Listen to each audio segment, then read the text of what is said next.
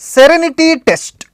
నేను తీసుకున్న ఈ నిర్ణయాన్ని బట్టి దేవుని సమాధానం నేను కలిగి ఉన్నానా అనేది మనము పెట్టాల్సినటువంటి పరీక్ష.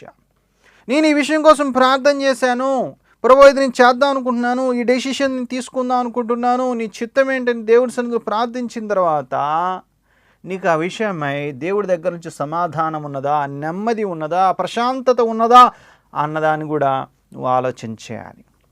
ఒకవేళ నువ్వు తీసుకున్న డెసిషన్ విషయమై నువ్వు చక్కగా ప్రార్థన చేసావు, దేవుని వాక్యాన్ని చదివావు, అది దేవుడి చిత్తం అని నీకు అనిపించినట్లయితే, అది గ్రహించినట్లయితే నీ హృదయంలో దేవుని సమాధానం ఉంటుంది. ఒకవేళ నువ్వు తీసుకునేటువంటి నిర్ణయం కానీ నువ్వు చేయబోయే పని కానీ దేవుడి చిత్తానికి విరుద్ధంగా ఉన్నట్లయితే నీ హృదయంలో దేవుని సమాధానం ఉండదు. దేవుని గురించి టెన్షన్ పడద్దు, చింతించవద్దు, వర్రీ అవ్వద్దు. మరేం చేయాలా? ప్రేయర్ చేయి, దేవుని వేడుకో, కృతజ్ఞతాపూర్వకంగా దేవుని అడుగు. ఒకవేళ అది దేవుడి చిత్తం అయితే ఆ విషయమే దేవుడి సమాధానం నీకుంటుంది.